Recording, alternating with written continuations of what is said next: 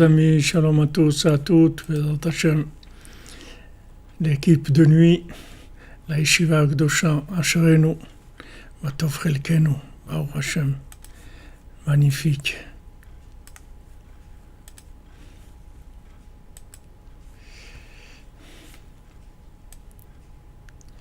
Alors, Bezrat Hashem, ce soir on fait le shiur, le nishmat de la maman de notre chère amie Sandrine. Sa maman Janine Batéglantine qui est décédée, c'était en fin de journée, cette nuit. Bezrat Hashem, Leilu Nishmata, Tihye Nishmata Tzora V'Tzora Chaim, Bezrat Hashem.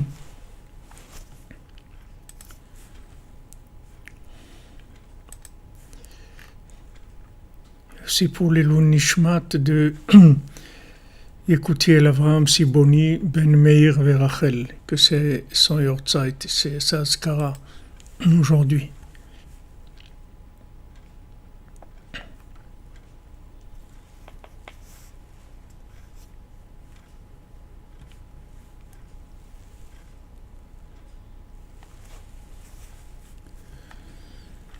Voilà les amis, on avance, Bezrat Hashem, qu'Hashem nous fasse entendre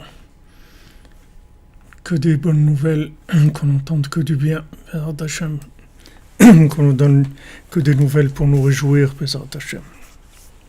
Yir'u elenu v'yismach libenu, que nos yeux y voient et qu'on soit joyeux, Bezrat Hashem.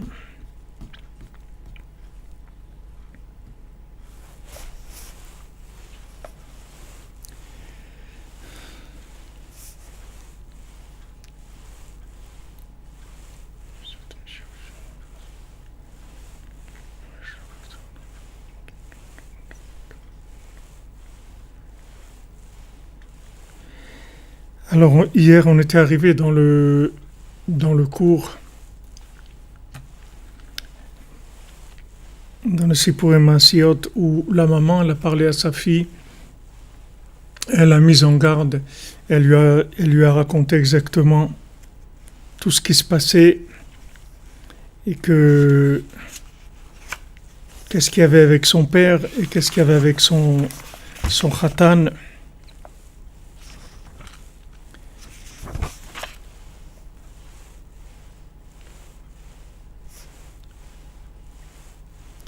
Et elle lui a expliqué que son père, à cause de son orgueil, il voulait tuer son fiancé et qu'elle avait déjà fait ce qu'il fallait pour le sauver. Alken tedri shu khatan shelach. Donc sache que c'est ton khatan, c'est-à-dire c'est lui ton fiancé. Ve'al titratzi mecher ba'olam klal. Et n'accepte personne d'autre du tout. Que tu ne sois pas tenté de te marier avec qui que ce soit d'autre. Ah, merci Renadré pour la petite vidéo, on m'a demandé de reprendre. Quand on change d'endroit et il faut retrouver des repères, remettre en place, mais Bezrat Hashem, j'essaye de reprendre ça. Et aussi au Tzion, c'est des moments où c'est plus difficile de trouver un petit coin tranquille pour le faire. Mais Bezrat Hashem, on essaye. Merci beaucoup en tout cas pour les encouragements.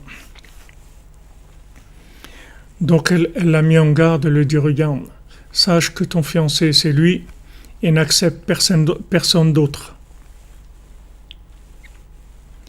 Venit kablu divrei ima be'enea.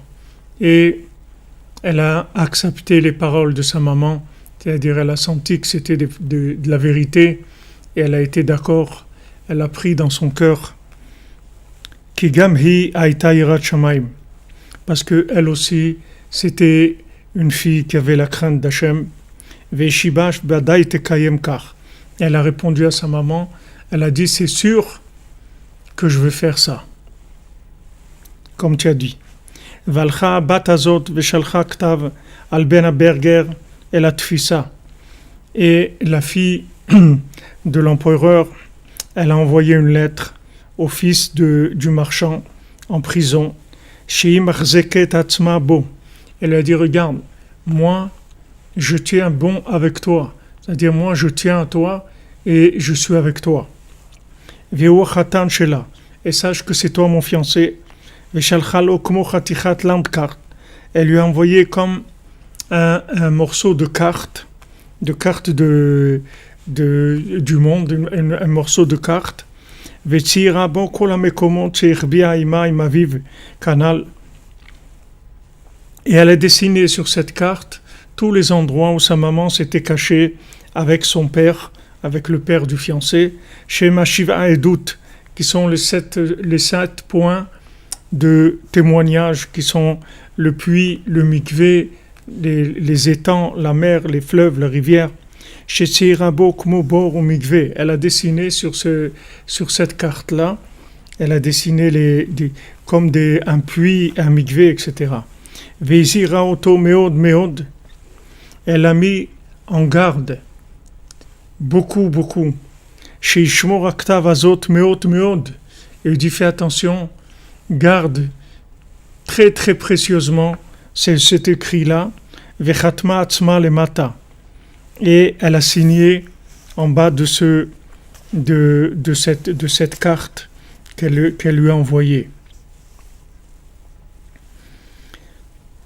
On voyait déjà ici que la maman, après qu'elle ait sauvé le khatan, elle prépare sa fille pour une vie qui va pas être facile. C'est-à-dire qu'elle la prévient que ça va pas être facile, puisque maintenant ils vont avoir énormément d'opposition à leur mariage, mais elle a mis en garde. Elle a dit, regarde, tu prends personne d'autre, c'est lui, c'est ton khatan, et tu tiens bon, et tu lâches pas. Et elle, c'est elle-même qui envoie une lettre au khatan en lui disant, voilà, sache que tu es mon fiancé, et qu'il n'y a personne d'autre dans ma vie, et garde bien cet écrit-là, avec sa signature, et garde bien ça, bien.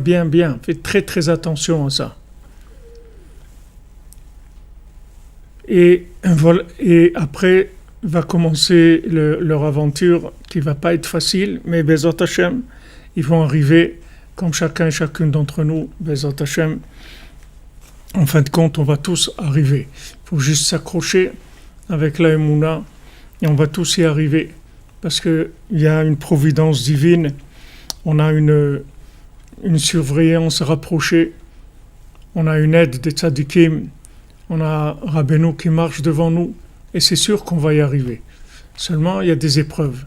Dans ces épreuves, il faut rentrer dans la Emouna, et il faut être sûr qu'on va y arriver, et laisser passer les épreuves, et après continuer à avancer, Bezrat Hashem. Donc on voit qu'il y a une Ashgacha Eliona, qu'on appelle une Ashgacha Eliona, c'est-à-dire une providence divine, céleste, qui vient de très haut, et qui gère le fait que les éléments qui sont indispensables, qui sont importants, ils vont être protégés. C'est-à-dire ceux qui ont choisi de faire partie de la réparation du monde, c'est des gens qui vont avoir une protection rapprochée, c'est-à-dire que d'en haut, on va s'occuper d'eux de manière à les protéger contre tous les ennemis, contre toutes les erreurs possibles. Mais seulement il faut être fort, c'est-à-dire que il faut être fort dans la Emouna, parce qu'ici, vous voyez, c'est que de la Emouna, il y a des preuves de rien du tout. Juste sa maman, elle lui raconte, elle lui dit voilà ce que c'est, voilà ta vie, voilà ma fille, qu'est-ce que c'est ta vie, et elle est d'accord avec elle.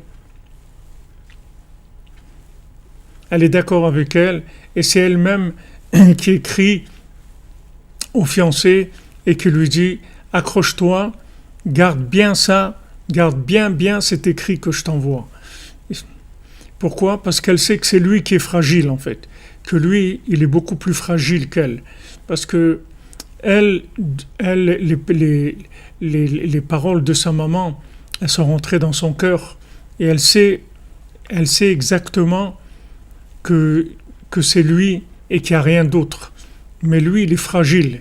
Vous allez voir, il va facilement se laisser décourager parce que Lui, lui, c'est un concept seulement. C'est-à-dire tout ce qu'il est en train de vivre, c'est au niveau de conception. C'est pas c'est-à-dire ce sont des concepts, ce ne sont pas des réalités. Elle est déjà en train de vivre leur mariage. Elle est déjà engagée avec lui. Mais lui, quand il va voir que c'est difficile, il va facilement se décourager et laisser tomber. Mais il va pas pouvoir laisser tomber parce qu'on va pas le laisser tranquille.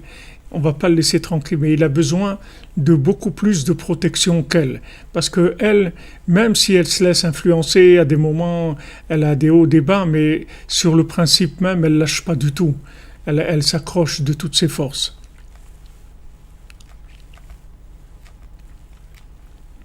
Exactement, Manalian, comme vous dites, elle lui donne le contrat de mariage, leur contrat de mariage.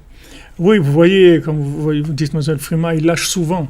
Il lâche souvent parce que c'est pas, c'est-à-dire le côté solaire, il est très très fragile par rapport au côté lunaire. C'est-à-dire le côté lunaire, si vous voulez, le côté féminin, l'inconvénient qu'il a, c'est que il est dans l'obscurité. C'est-à-dire la lune, elle reçoit du soleil. Mais quand la lune, elle reçoit du soleil, c'est pas du tout comme la lumière du soleil, parce que la lumière du soleil, elle peut être passagère, mais la lumière de la lune, elle bouge pas.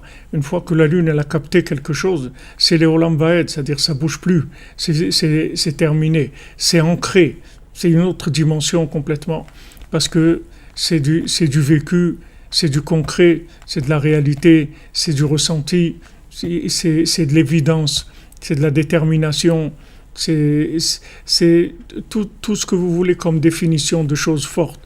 Bien que la lune, elle n'est pas de lumière d'elle-même, qu'elle reçoit du soleil, alors les gens ils se trompent avec ça, ils pensent que le fait que la lune, sa lumière vient du soleil, donc c'est sûr qu'elle est plus faible que le soleil. Pas du tout. Elle reçoit du soleil et elle est plus forte que le soleil. Bien que maintenant elle reçoit du soleil, on va le voir ici. Bien que lui, il soit son mari, il le sait il le sait, mais ça veut rien dire qu'il le sait. C'est-à-dire qu'il le sait, mais il est en danger. Il est tout le temps en danger parce que il est très très malléable. C'est-à-dire qu'il peut très facilement se déconnecter. Surtout par le découragement. Surtout, il se décourage beaucoup. Il n'a pas la force de se battre pour arriver à là où il doit arriver. Mais on va l'aider. Il va être aidé, il va être soutenu et il va y arriver.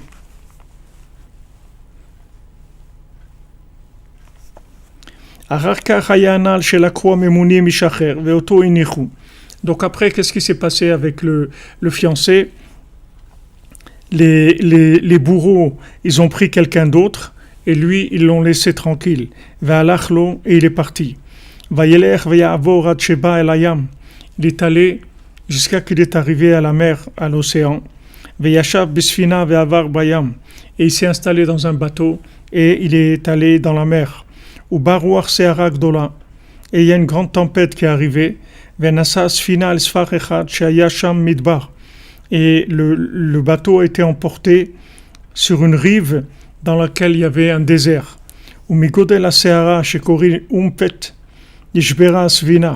Et la tempête était tellement forte que le bateau s'est cassé. Mais les gens qui avaient dans le bateau, ils se sont sauvés et ils sont arrivés sur la terre ferme. Et là-bas, il y avait un désert. Et chacun, il a été pour trouver de quoi manger. Parce que c'était un endroit où les bateaux, ils n'avaient pas l'habitude d'arriver.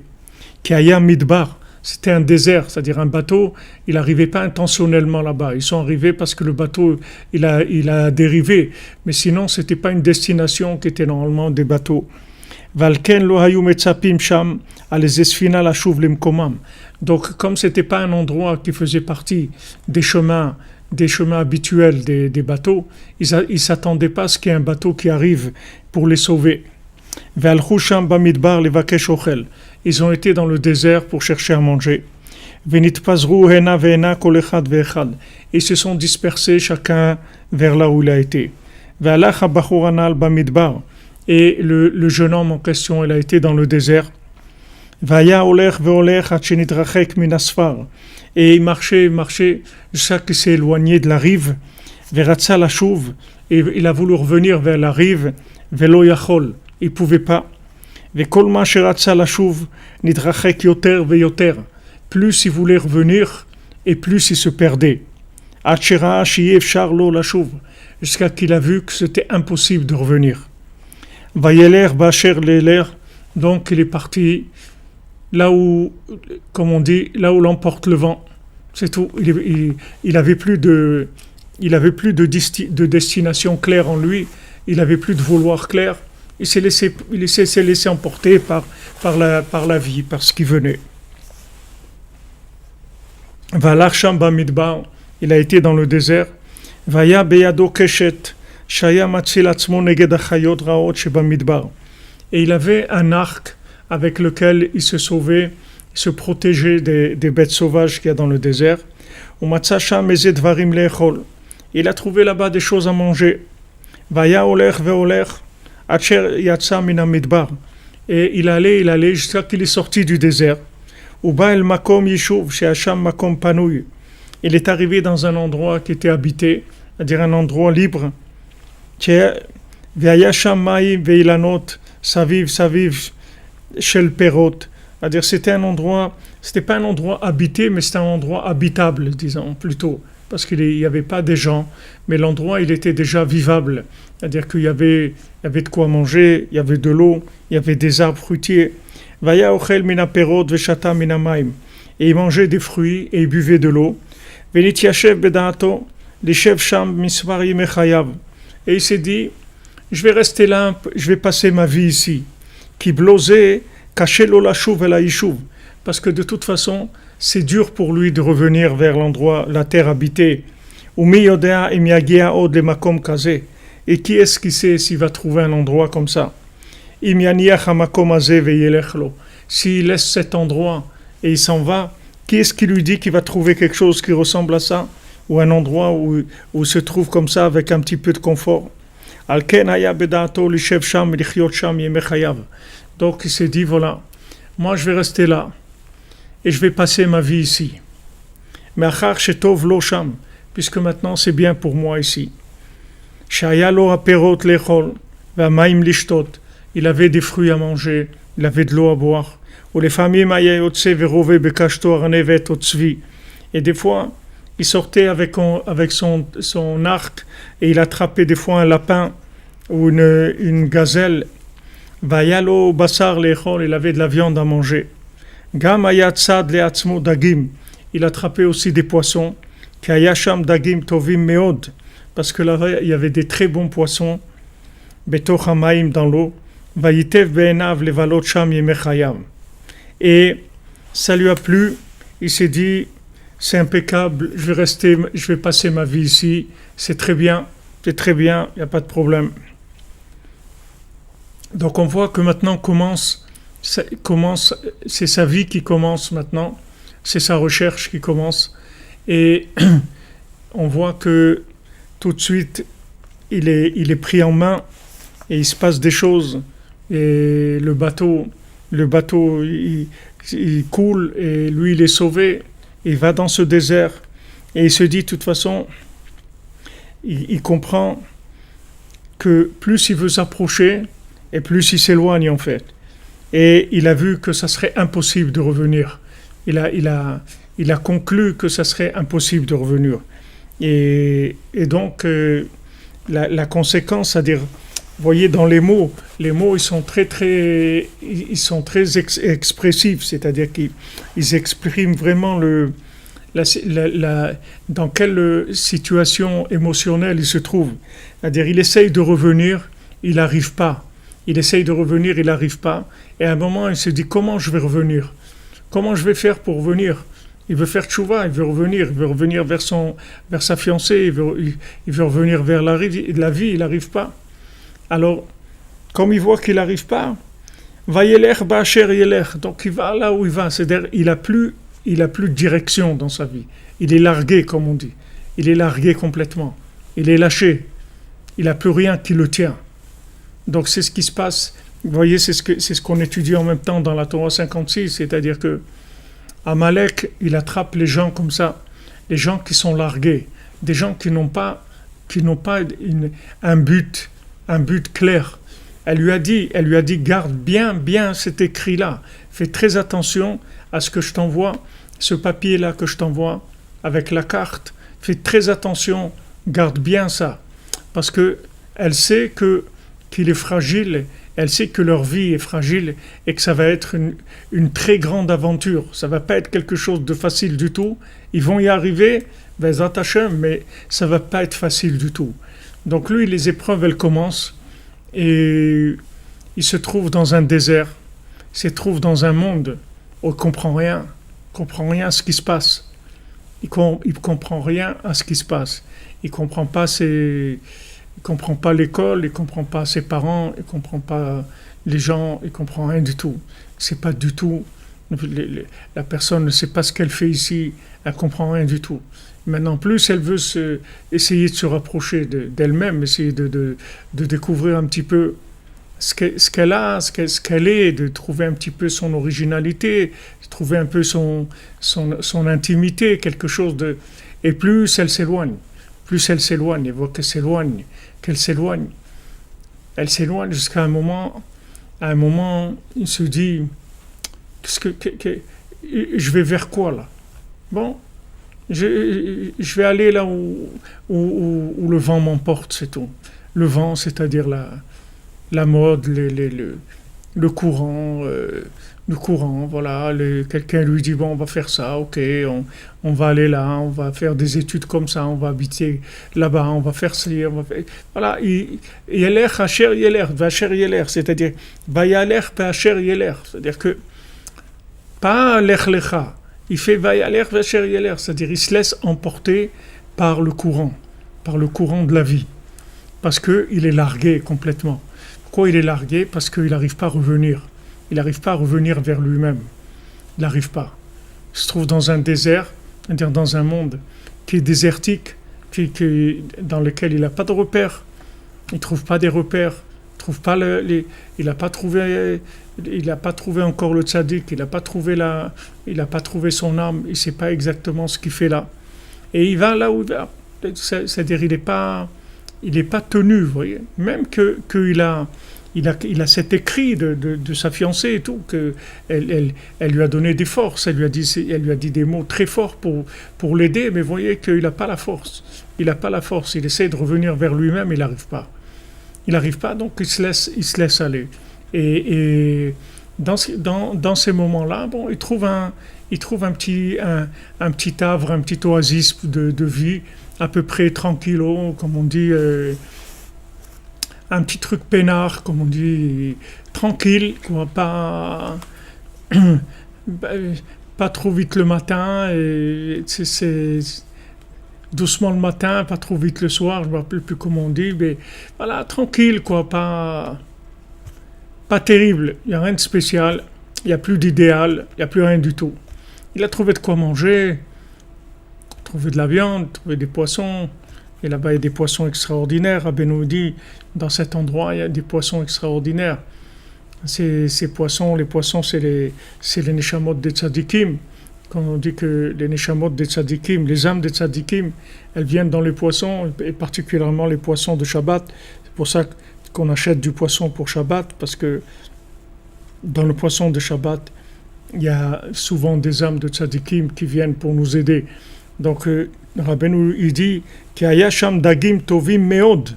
Là-bas, il y avait des très bons poissons. C'est-à-dire qu'en fait, lui croit qu'il est largué. Lui croit qu'il est là, dans le désert. Il a trouvé un petit oasis. Il va vivre peinard là-bas, tranquillement et tout. Mais il ne sait pas qu'il est suivi. Lui croit qu'il est libre. Qu'il fait ce qu'il veut là, il va laisser tomber parce que de toute façon c'est trop difficile, mais il ne sait pas qu'il est suivi. Il est suivi de très près même. De très près, c'est ces tzadikim qui se trouvent avec lui, qui l'accompagnent et qui ne vont pas le lâcher du tout. Il ne va jamais être lâché. Voilà, comme vous dites maintenant, doucement le matin, pas trop vite le soir, exactement.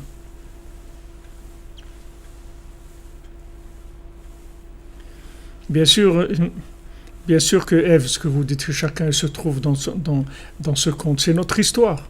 C'est notre histoire de chacun et de chacune. On est là-dedans, c'est notre vie. Notre vie, elle est là-dedans. Notre vie, elle vient de cette histoire-là. Notre vie, elle a été, notre vie, c'est le film de ce scénario-là.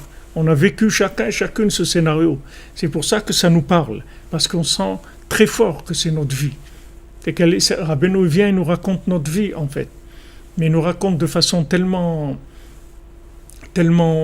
fine, tellement belle, tellement inclusive, c'est-à-dire avec tellement de grâce et c'est tellement beau la façon qu'il a de raconter notre vie, mais c'est notre vie à chacun.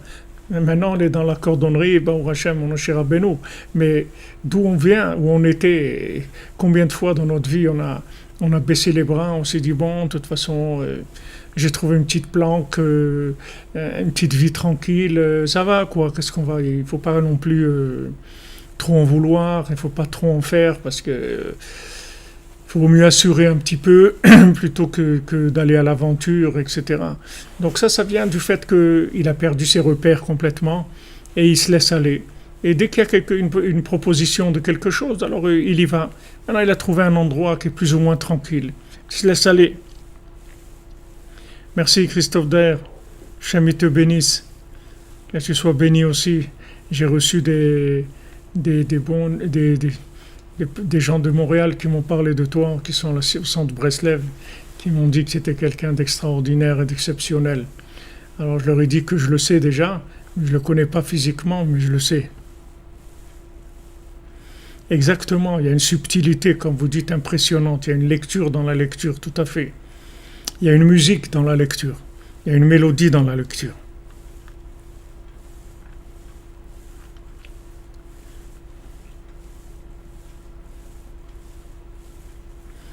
C'est sûr, il ne nous lâche jamais les tzadikim.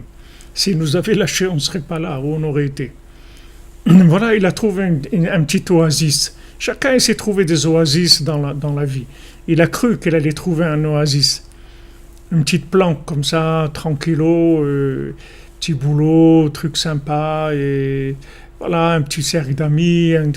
Voilà, il croit qu'il va se construire un petit oasis, mais on n'est pas là pour ça.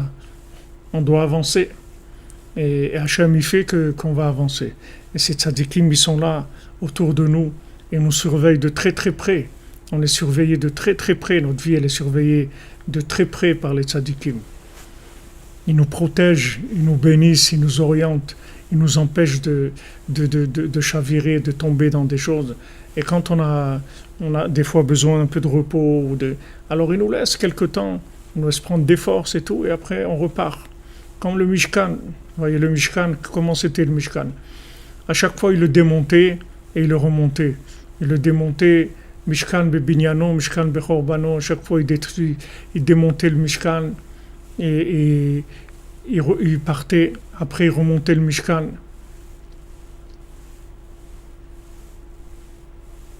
Oui, exactement. Quand vous dites, chaque occasion peut être la bonne. Exactement. Il ne nous lâche pas. Bon, Hachem, les tzadikim, il ne nous lâche pas, il ne nous lâche jamais. Ça, c'est pour ça, il faut être tranquille. On n'a pas à avoir peur. Il ne nous lâche jamais. Nous, du moment où on a été à un moment en contact avec cette vérité-là, chacune, là où elle a eu un contact profond à un niveau très élevé, après c'est fini. On ne peut jamais se séparer de ça, c'est fini. On ne va jamais nous laisser, même s'il y a des moments où on est fatigué, on est épuisé par le mensonge, on est épuisé par des fois l'incompréhension, l'indifférence, la colère, la méchanceté, tout ce qu'il peut y avoir de négatif, mais on ne va jamais nous laisser tomber. Il faut savoir que les tzadikim, ils sont là, ils ne vont jamais nous laisser tomber. Et lui, il s'est dit, voilà, puisque maintenant, qu'est-ce que de toute façon, c'est la vie. Pour aller chercher quoi? Il va aller chercher quoi? Il s'est trouvé un petit endroit tranquille, et il va essayer de rester là-bas. Mais Hachem, il a d'autres plans avec lui. Il va pas le laisser du tout. Il y a d'autres plans. On a prévu d'autres choses.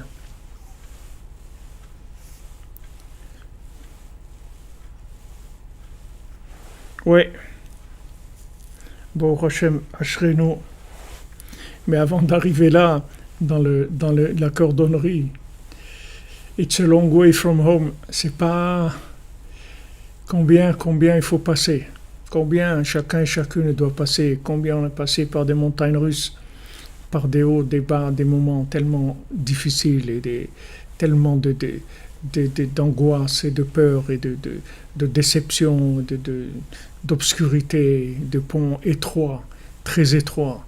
Et Baruch Hashem, quand on arrive à un petit peu déjà qu'on voit un peu clair dans notre vie, on sait où on va déjà, et c'est énorme, mais c'est des grands cadeaux, des très très grands cadeaux.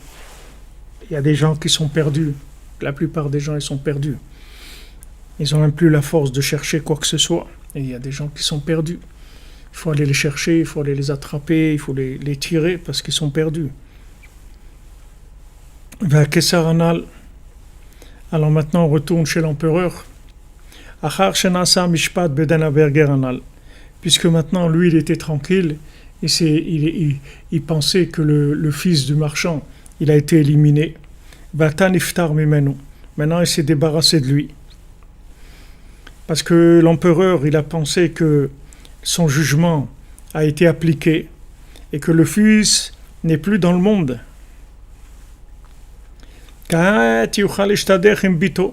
Maintenant, il peut trouver déjà un parti pour sa fille, puisque ça y est, il s'est débarrassé du fiancé. Ils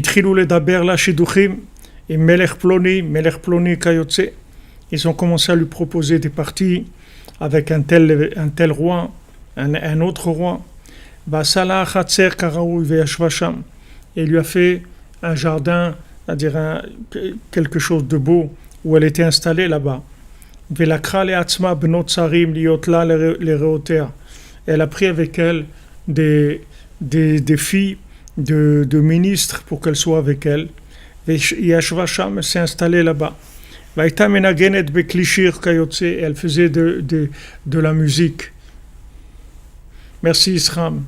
Un petit peu c'est bien aussi, comme tu dis, surtout avec du cœur. Avec du cœur comme ça, c'est pas un petit peu ça. Là, c'est énorme. C'est des bombes atomiques, ça. C'est pas du cœur. C'est avec ça que toute la bénédiction elle vient.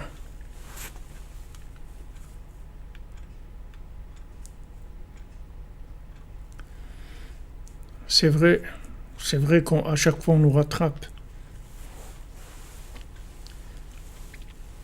On nous encourage, on nous rattrape.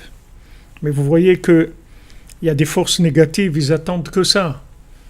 Ils attendent que ça. C'est-à-dire que en fait, ils nous mettent dans des situations, ils croient que dans les situations où on n'a aucune chance de s'en sortir. Comme David Ameller. Alors on fait naître, on le fait venir de Sdom, comme ça on est sûr qu'il ne va jamais devenir David Ameller. Parce que comment il va sortir de Sdom, David Ameller? Quel est le chemin entre Sdom et Mashiach? C'est quand même un très très grand chemin, c'est énorme.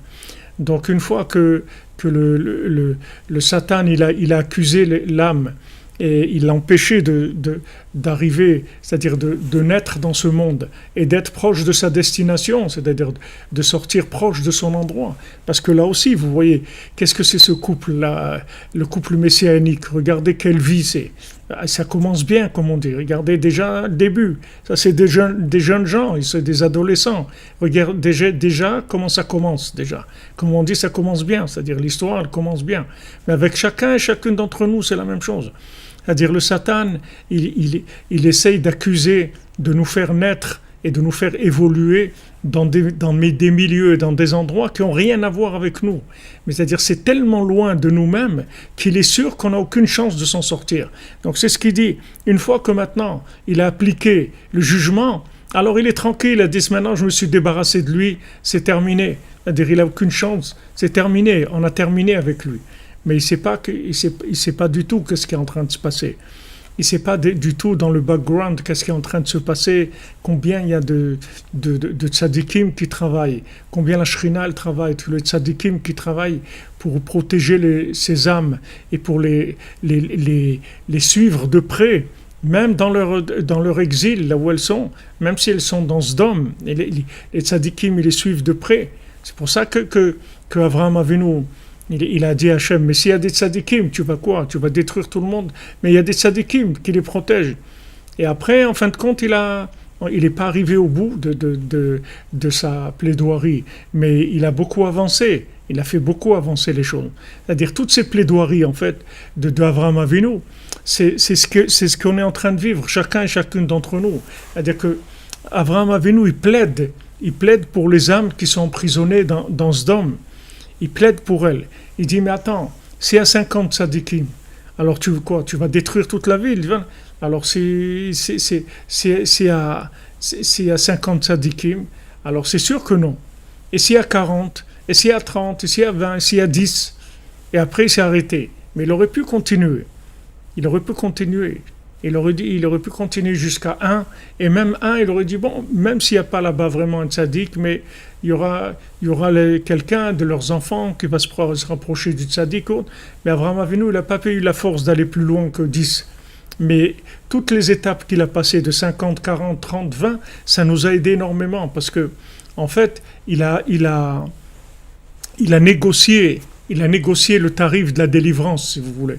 Il a négocié qu'avec moins de tzadikim, on peut arriver à sauver les gens. Même s'il y a moins de points positifs, on peut quand même les sauver. Et s'il avait dit, mais maintenant, peut-être qu'il va sortir de là-bas des tzadikim, alors ils auraient sauvé. Et David Amelech, il était là-bas, puisque Ruth, elle vient de la fille de Lot, et c'est la grand-mère de David Amelech. Donc dans ces endroits-là d'obscurité, il y a des âmes extraordinaires. Et nous, par où on est passé, qu'on arrive de là où on était à la cordonnerie, c'est des miracles énormes. Et ça vient d'une protection céleste. C'est-à-dire on est protégé. On est protégé. Bien que maintenant on vit dans un contexte qui est complètement opposé, complètement hostile à notre identité profonde, on est protégé. C'est-à-dire que il y a toujours une orientation, on fait attention qu'on ne tombe pas dans des choses d'où on ne peut plus se lever, c'est-à-dire même si on tombe, c'est toujours rattrapable. On nous suit de près, depuis tout le temps. Pour arriver chez Rabbeinu, ça veut dire que ça fait longtemps déjà que Rabbeinu s'occupe de nous et qui s'occupe de nos âmes et qui les oriente pour nous amener là où on est aujourd'hui.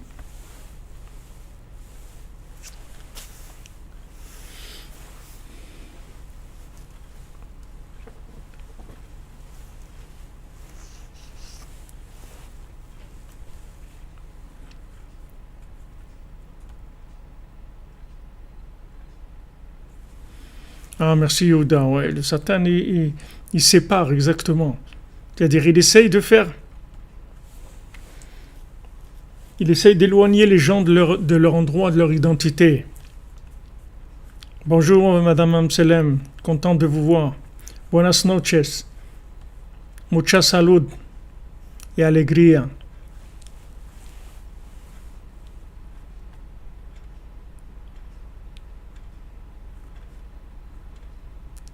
Exactement. Amen. Cher Sylvain, on est fiers d'être dans le sac de Rabbeinu, Baruch Hashem, que Rabbeinu nous a pris. Alors lui maintenant, l'empereur, lui, il a cru que ça y est, c'est bon. Comme on dit, l'affaire, elle est réglée. Lui, il croit qu'il s'est débarrassé de lui, tranquille, là où il a mis. Il n'a aucune chance de s'en sortir. Il l'a mis dans des communautés, dans des endroits, dans des pays, dans des exils, où il n'a aucune chance de s'en sortir. Il est mort. Pour lui, il est mort déjà. Il n'y a aucune chance qu'il s'en sorte de là. Il n'a vraiment aucune chance. Et d'après la logique, il n'a aucune chance de s'en sortir. Donc il est tranquille. Maintenant, il dit on va faire la vie, on va organiser le monde comme on a envie de l'organiser. Lui croit que c'est terminé.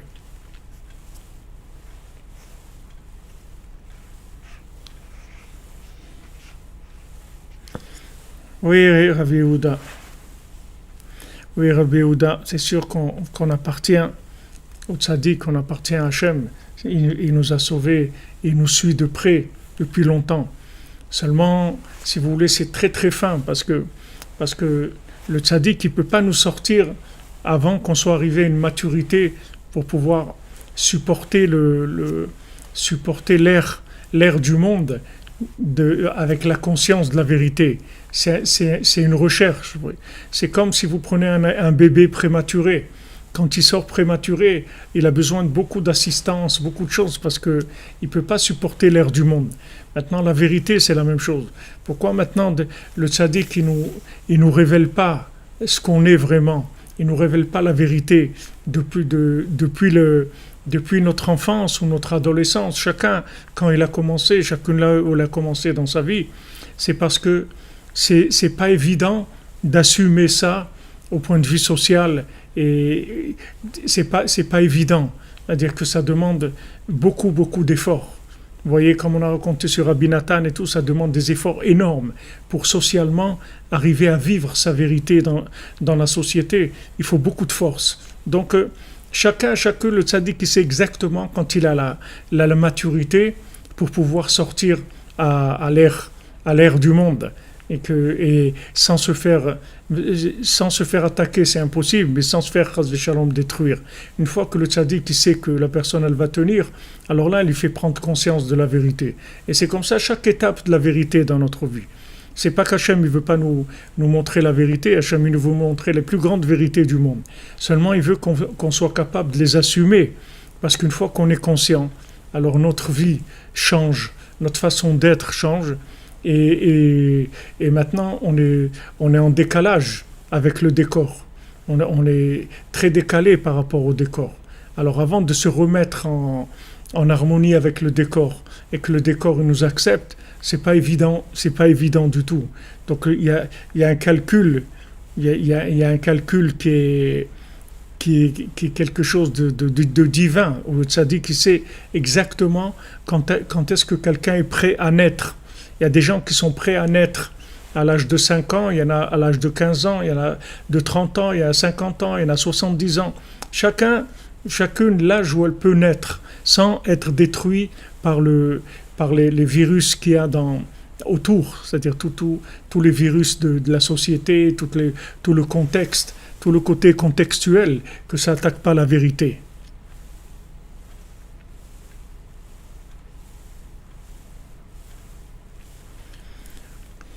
Le libre arbitre, Sabrina, c'est de se laisser diriger par Hachem. C'est ça le libre arbitre. Le libre arbitre, c'est de dire oui quand le roi il nous envoie chercher. Alors le libre arbitre, c'est qu'on dit oui, je viens. Hachem, il nous appelle tous les jours. Il faut juste répondre oui, c'est tout. Hachem, il nous appelle, il nous envoie des allusions, des appels tous les jours.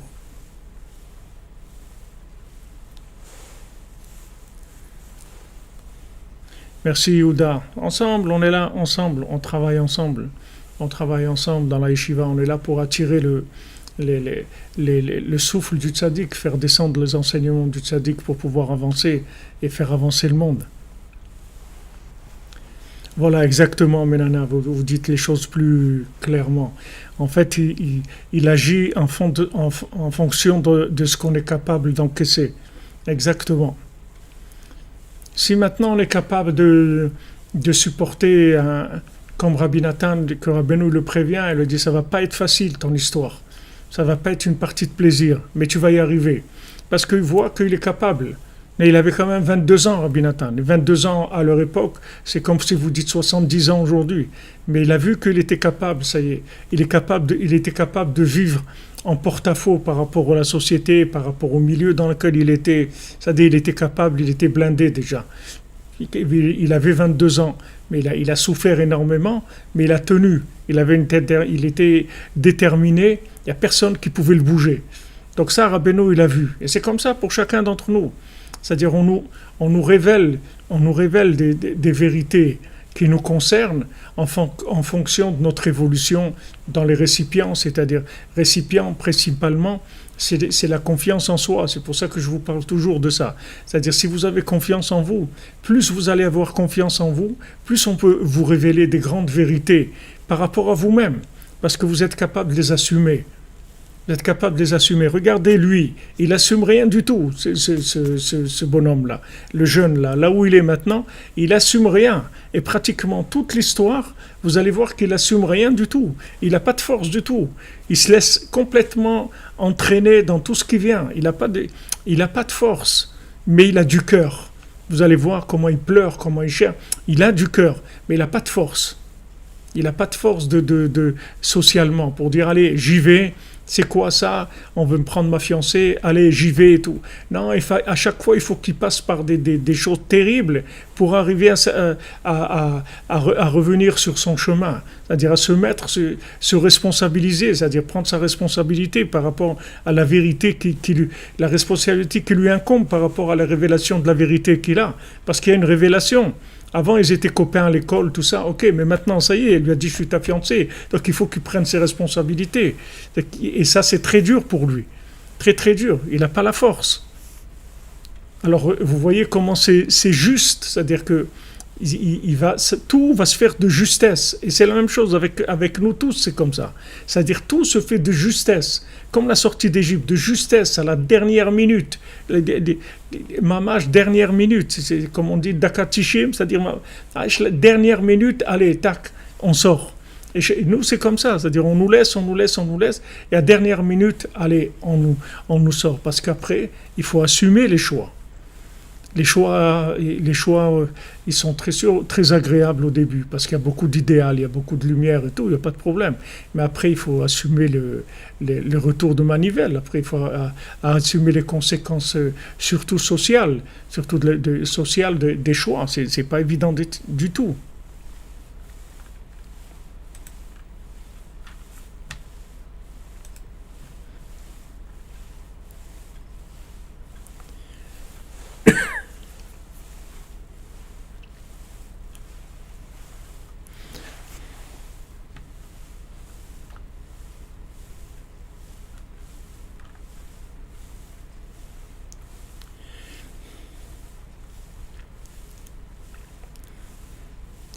Ma grand-mère, elle est à Shalom, elle disait, c'était en Chakitia, en espagnol, du nord du Maroc, de Tanger, Tétouan, tout ça. Elle disait en Chakitia, Helkeados, Helkeada, Helkeada. Helkeada, c'est une expression, dire épuisé, fatigant. La guerre, c'est fatigant. Mais, Baruch Hashem, vous savez, là où on puise la force, c'est de savoir qu'on a gagné déjà. C'est-à-dire que l'histoire va bien se terminer. Notre histoire, elle va très bien se terminer. C'est ça qui nous donne la force. C'est que, pour l'instant, on est dans la réalisation du film, mais il va bien se terminer. La fin, elle va être extraordinaire. C'est ça que Rabbeinu nous a garanti. Il dit, je marche devant vous, j'ai terminé, je vais terminer, j'ai gagné, je vais gagner avec chacun et chacune d'entre vous. C'est ça notre force. C'est parce qu'on sait que ça va bien se terminer. Et ça donne la force de supporter toutes les épreuves qu'il y a en cours de route.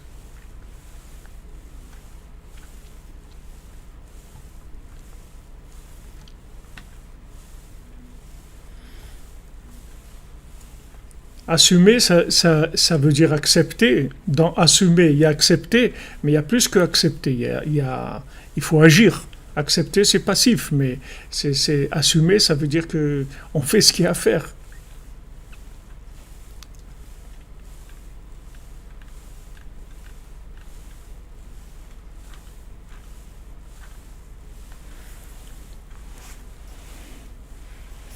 Et vous voyez, cet empereur, il attend que ça. C'est-à-dire, dès qu'il voit qu'il l'a mis il l'a éliminé, allez, ça y est maintenant.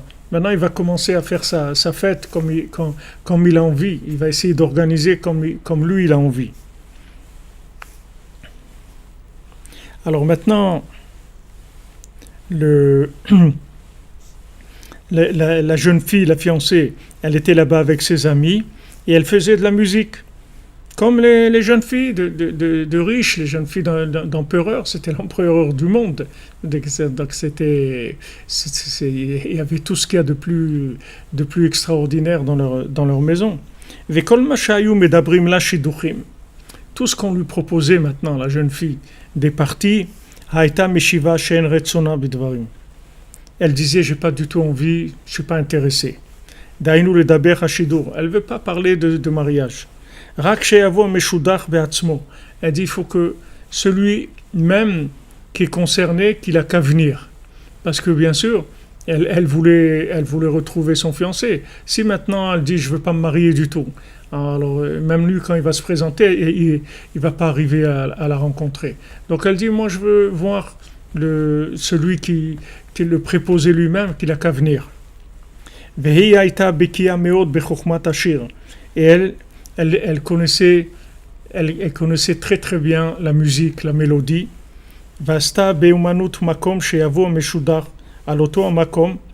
Et elle a fait d'une façon très artistique un endroit où celui qui était un prétendant, qui voulait venir pour lui proposer le mariage, alors il arrivait dans cet endroit-là, et il va se tenir face à elle et il va dire une poésie, une mélodie, c'est-à-dire une poésie, un chant de vouloir de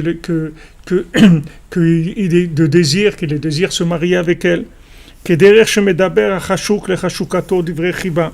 Comme maintenant celui qui fait un chant, une poésie pour sa bien-aimée, pour lui dire que voilà, il veut se marier avec elle. Donc, elle a commencé avec ça pour faire le tri déjà. C'est-à-dire que maintenant, elle s'est dit, comment je vais le reconnaître? C'est-à-dire, comment je vais déjà éliminer tous ceux qui ne sont pas intéressés, comment je vais les éliminer? C'est-à-dire tous ceux qui ne sont pas intéressés, qui ne sont pas intéressants, qui ne l'intéressent pas à elle, parce qu'elle sait que ce n'est pas lui. Comment elle fait? C'est-à-dire, elle lui dit, voilà, tu vas faire un chant, une mélodie, comme quoi tu veux de moi, tu veux te marier avec moi, etc. Et à travers cette mélodie, elle arrivait à savoir où il se trouvait, c'est-à-dire où il était dans sa recherche, c'est-à-dire qu'est-ce qu'il cherchait en fait, où il en était. Donc elle a trouvé cette chokhma-là, elle a dit, elle a fait ça avec une grande umanout, c'est-à-dire d'une façon très artistique, que la personne venait et elle se mettait dans un endroit et elle chantait ce chant, et avec ça, elle faisait tout de suite, elle voyait où il en était. Donc ça, c'est une grande chokhma pour voir avec ça, elle va tout de suite éliminer ceux qui ne sont pas du tout concernés. Donc ça, c'est le travail aussi du retour, c'est-à-dire comment aussi le tzaddik qui nous rapproche, c'est avec ça, c'est-à-dire qu'il voit qu'est-ce qu'on veut, peu importe dans quel endroit on est, dans quel exil on se trouve. Mais il y a une façon de vivre les exils, tous les exils. Il y a des gens qui vivent l'exil d'une certaine façon. Et il y a une façon de vivre les choses, que ça manifeste que la personne, elle est en train de chercher quelque chose. Elle vit là où elle vit. Elle fait ce qu'elle fait, elle travaille, ou elle est dans le sport, ou elle est dans la philosophie, ou dans la psychanalyse, là où elle est, dans n'importe quel exil où elle se trouve. Mais il y a une façon de vivre la chose. Cette façon-là, elle montre le niveau d'appartenance de la personne à la réparation. C'est-à-dire, est-ce que ces personnes-là, elle fait partie des gens qui sont éveillés? Est-ce qu'elle fait partie des gens qui ont la conscience éveillée? Il y a une façon de vivre les choses. Il y a une façon de vivre les choses. Il y a un passionnement pour ce qu'on fait dans la vie. Il y a des gens même que des gens ils font du sport, par exemple. Il y a des façons de faire du sport. Il y a des, il y a des gens qui font du sport parce que bon, c'est le sport, etc. C'est quelque chose où il y a de la compétition, ou des choses. Mais il y a des gens, ils sont des passionnés dans ce qu'ils font. Ils sont passionnés de ce qu'ils font. Alors ça, c'est un test aussi que le tzaddik qui fait pour voir est-ce que la personne, elle est éveillée ou pas. C'est un test. Il regarde où elle se trouve, la personne. Et vous le savez très bien parce qu'on est entouré de beaucoup de gens qui sont endormis complètement. C'est-à-dire qu'ils ne savent pas du tout qu'ils ont une âme. Ils ne savent pas du tout qu'ils sont connectables. Ils ne savent pas du tout qu'ils ont en eux une âme connectable. Parce qu'ils ne sont pas arrivés à ce stade-là de maturité. Alors ça, c'est pour tester, si vous voulez, est-ce que le moment du yichud, du shidduch, il est bon? Est-ce que maintenant on peut libérer la personne, la faire sortir de l'exil dans lequel elle se trouve? On mesure ça. C'est-à-dire, on voit, est-ce que cette personne-là, elle a une façon de passionnée de faire ce qu'elle fait.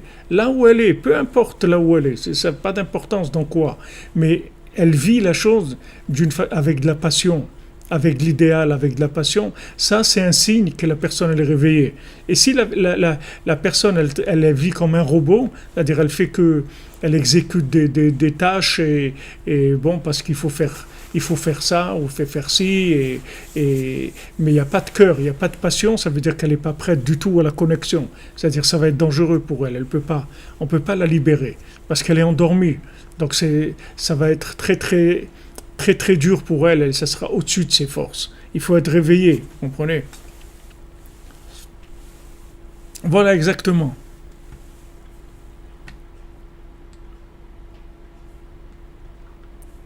Exactement. Comme vous dites, il faut s'investir à 100% dans tout ce qu'on fait. Mais si vous voulez, quand vous dites dans Mazan qu'il faut s'investir à 100%, c'est-à-dire moi ce que je veux vous dire, c'est que quand vous arrivez à vous investir à 100%, ça veut dire que vous êtes réveillé. C'est le signe que vous êtes réveillé. Vous ne pouvez pas vous dire à quelqu'un, investis-toi à 100%. C'est-à-dire que vous dites à la personne, fais ce que tu as à faire, fais le bien, essaye de le faire au maximum, etc. Mais pour s'investir 100%, il faut être éveillé. Il faut avoir un éveil de la conscience. Maintenant, ça se traduit dans un exil, ça peut se traduire dans du travail, ça peut se traduire dans de l'art, ça peut se traduire dans de la science, dans n'importe où la personne se trouve. Mais la personne, elle va vivre ça d'une façon passionnée. Et quand elle va vivre ça d'une façon passionnée, en fait, ça veut dire qu'elle a déjà la Emouna, elle est déjà connectable. Maintenant, elle est connectée à un réseau qui ne vaut rien du tout, mais elle est connectable déjà. C'est-à-dire le réseau dans sa généralité, il ne vaut rien du tout. Il y a toujours un point de vérité, mais dans la généralité, le réseau sur lequel elle s'est connectée, il ne vaut pas grand-chose.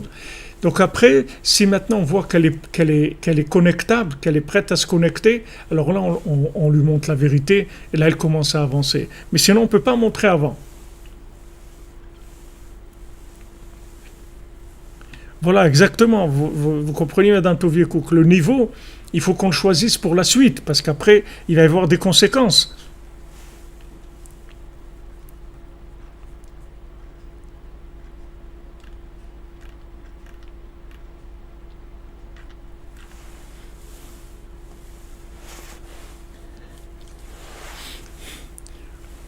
Oui, tout à fait. On sonde notre cœur, mais on sonde notre cœur dans la façon dont on vit ce qu'on est en train de vivre. Vous voyez, même si on n'est pas dans la vérité, mais on est en train de vivre quelque chose qui est complètement à côté.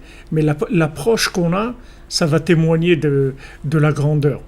Il y avait un maasé comme ça de quelqu'un qui faisait, je crois que c'est avec Rabbi Nathan. Il y avait quelqu'un le soir de Yom Kippour il faisait des psaumes. Il avait déjà fini une fois les psaumes et il refaisait une deuxième fois les psaumes, mais avec un enthousiasme extraordinaire. C'est-à-dire, il avait un enthousiasme extraordinaire.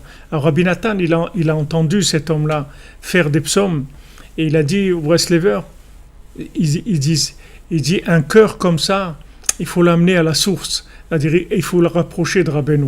Et ils ont fait en sorte, ils lui ont parlé, etc. Ils sont fait amis avec lui et après ils l'ont rapproché de Breslev.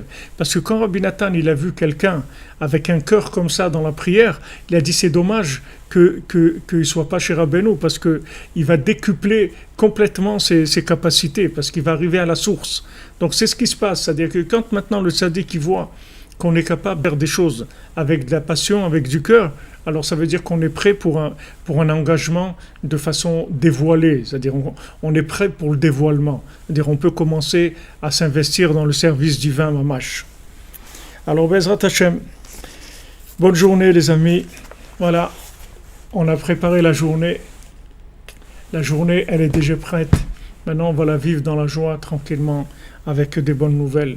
Que Hachem il envoie la consolation à notre amie et mademoiselle Rouf Sandrine pour sa maman Bezrat Hachem, et que Hachem il envoie la consolation à tous ceux qui ont des peines et qu'ils sachent dominer ça pour avancer parce qu'en fin de compte c'est le chemin du monde, tout le monde doit passer par là, mais quand on est là il faut optimiser au maximum notre vie. Bezrat Hachem, grâce à Rabbeinu, regardez où on est déjà. Par rapport où on était, regardez où on est. Baruch Hashem, Ashrenu, Bémet Ashrenu, comment il faut remercier Hashem, qu'il a envoyé un tzaddik comme ça, qui s'occupe de nous. Baruch Hashem, Sipurim Asiot, la nuit, toutes les neshamot des tzaddikim qui sont là, qui nous entourent, qui nous encadrent, qui sont fiers de nous. C'est une merveille, Baruch Hashem. Merci d'être là, les amis, merci de votre présence, merci de votre soutien, merci de votre détermination, de votre engagement. Chacune dans son coin, là où vous êtes, chacun il fait son travail sincère, il fait sa cordonnerie tranquillement, Baruch Hashem, et on est tous connectés à Moshe Rabbeinu, tous connectés au tzaddik qui nous unit dans nos âmes, dans les niveaux les plus élevés qui est Ashrenu. Amen, amen, Bezrat Hashem.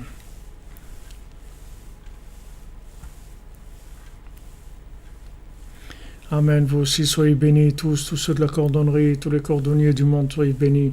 Bezrat Hashem, vous n'avez que des joies et vous réalisiez tous vos projets, vous avez confiance en vous pour avoir des dévoilements de vos capacités. Plus vous aurez confiance en vous, plus on vous dévoilera vos capacités. Bezrat Hashem.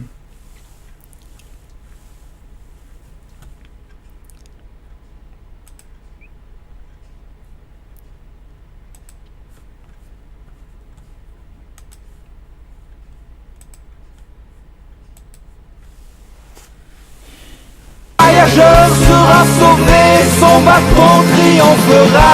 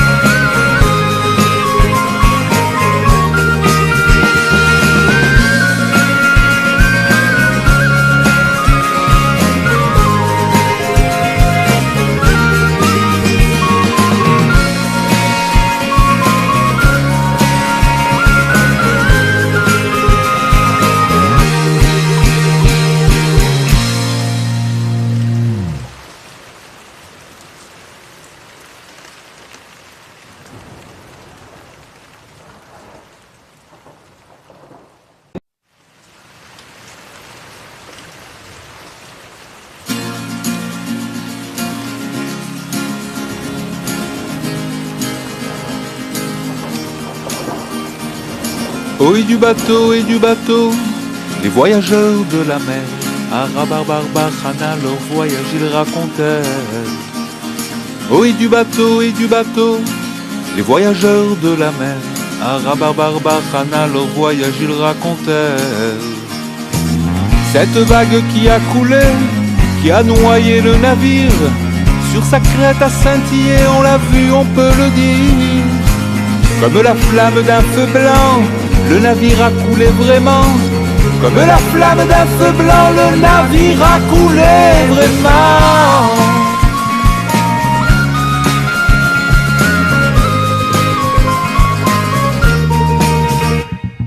Oh, et du bateau, les voyageurs de la mer, Arabarbarbachana, leur voyage ils racontèrent. Oui du bateau, les voyageurs de la mer. Arabarbarbachana, leur voyage ils racontèrent. Cette vague, comment la dompter, comment triompher de la mer. À coups de bâton il faut frapper la vague de la mer. Et sur ce bâton sont gravés des noms divins pleins de mystères. Et sur ce bâton sont gravés des noms divins pleins de mystères.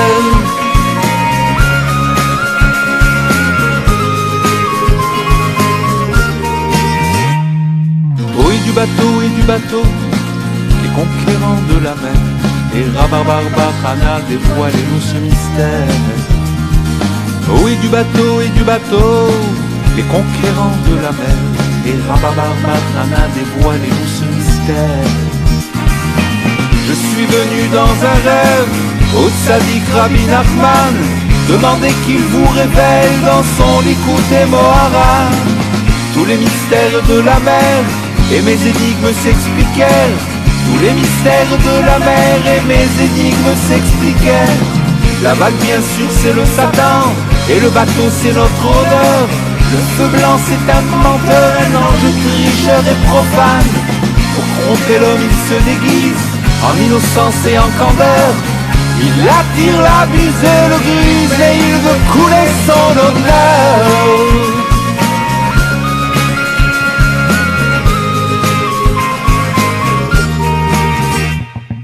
Oui du bateau, les voyageurs de la mer. Tzadikim qui triomphèrent, quel est ce bâton merveilleux. Oui du bateau, les voyageurs de la mer. Tzadikim qui triomphèrent, quel est ce bâton merveilleux.